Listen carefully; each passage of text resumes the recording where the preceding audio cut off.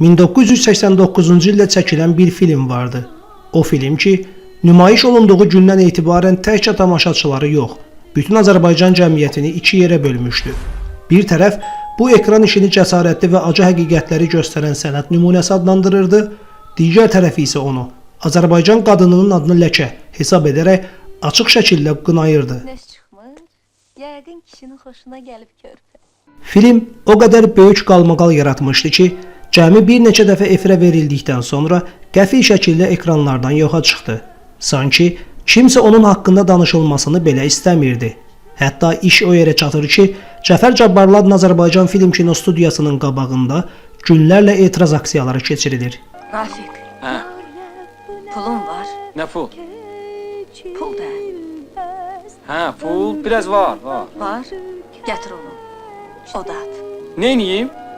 O da at yansın. Bəs bu film niyə insanları bu qədər narahat etmişdi? Niyə Şahmar Ələkbərovun son ekran işi illərlə sərt tənqidlərə məruz qaldı?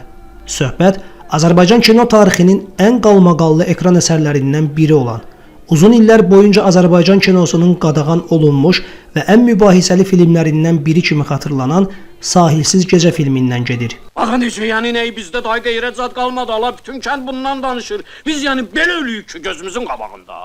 Film SSR Dövlət Radio və Televiziya Komitəsinin sifarişi ilə çəkilmişdi və yazıcı Elçinin Toyuğun diri qalması povesti əsasında ekranlaşdırılmışdı. O dövrdə Sovet senzurasının hələ tam dağılmadığını nəzərə alsaq, belə ağır və cəmiyyətin gizlətməyə çalışdığı mövzunun ekranlaşdırılması özü böyük risk idi.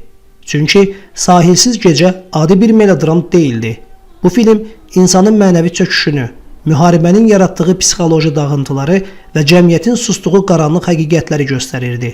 Firuzənin qızını da arxayan elə ki, Zibeydə xala heç kimə heç nə deməyəcək. Filmin baş qəhrəmanı Zibeydədir. Onun gəncliyi müharibə illərinə təsadüf edir. Müharibə isə təkcə şəhərləri dağıtmır. O, insan taleylərini də məhv edir. Çətinlik, yoxsulluq və ümidsizlik içində qalan Zibeydə zamanla əxlaqsızlıq mühitinə sürüklənir. Filmdə ən çox mübahisə doğuran məqamlardan biri də məhz bu idi. Çünki o illərdə Azərbaycan kinosunda qadın obrazları adətən daha idealizə olunmuş şəkildə göstərilirdi. Amma Şahmar Ələkbərov bu dəfə tamaşaçıya ideal qadın yox, həyat tərəfindən sıxışdırılmış bir insan göstərirdi. Müharibə gedir. Cəmaət bir tikə çörək tapıb yeyə bilmir. Amma biz kefdəyik.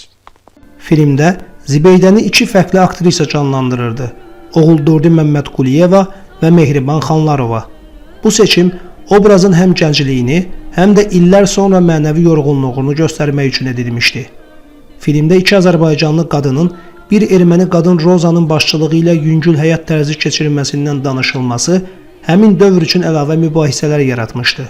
Səni məcbur eləyən var. Sən niyə gündə birinin pulu ilə marojna yeyirsən, perojna yeyirsən, kef edirsən? Get sən də acından köpük qız, qara çörə gidə. Amma filmin əsas yükü əxlaqsızlıq yox, vicdan mövzusunun üzərində qurulmuşdu. Çünki Zibeydə həyatının böyük hissəsini mənəvi boşluq içində keçirsə də, onun daxilində insanlıq tam ölməmişdi. Film boyunca bunu hiss etmək olur. Ən təsirli səhnələrdən biri isə kənddə iki gəncin sevgisini gördüyü an başlayır.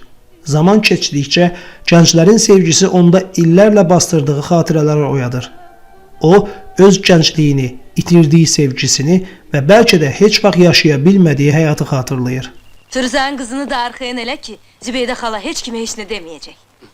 Zibeydə düşdüyü vəziyyətdən çıxmaq istəmirdimi? İstəyirdi. Hətta sevdiyi bir oğlan da var idi. Həyətlərində tar çalardı.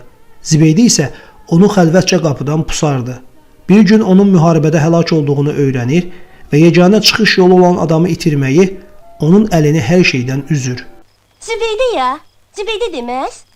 Ondan pis adam yoxdur deyirlər dünyada. Filmdə Zibeydə birdən-birə yaxşı insana çevrilmir.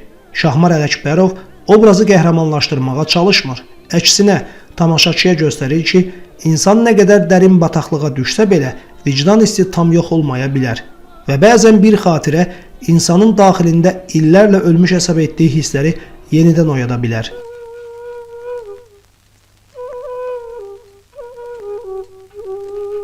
Sahilsiz Gecənin ekrana çıxmasından sonra isə böyük qalmaqal başladı. Filmə qarşı sərt hücumlar edildi. Bəzi insanlar ekran işini Azərbaycan qadınının mənəviyyatını təhqir hesab edirdi. Hətta mətbuatda və müxtəlif müzakirələrdə filmi açıq şəkildə tənqid edənlər vardı. Şahmar Ələkbərov isə bu tənqidlərin qarşısında geri çəkilmədi. O bildirirdi ki, kino yalnız gözəl insanları yox, həyatın acı həqiqətlərini də göstərməlidir. Deyir ki, və bizdə qeyrət qoymayayım. O Zibeydə xanım. Bir dəfə Şahmar Ələkbərov Nuriyə Əhmədovaya zəng eləyir ki, kinostudiyaya gəlmə, burada millət doludur, səni öldürərlər. Demə, qadınlar kinostudiyanın həyatına yığışaraq etiraz edib qışqırırlarmış. Sonradan məlum olur ki, bu piketin keçirilməsində kinostudiyada işləyən ermənilərin də əli varmış. Film mərkəzi televiziyada göstəriləndə o vaxt Azərbaycan Gəncləri qəzetində 250 qadının imzası ilə yazı çıxdı. Filmin nümayişinin dayandırılmasını istəyirdilər. Yəni məni tanımadın? Dürdadə. Bu gün bir çox kino tənqidçiləri Sahilsiz gecəni Azərbaycan kinosunun ən cəsarətli psixoloji dramlarından biri hesab edir. Bəlkə sənə bir köməyim dəydi. Yox əşi, heç nəyə ehtiyacım yoxdur.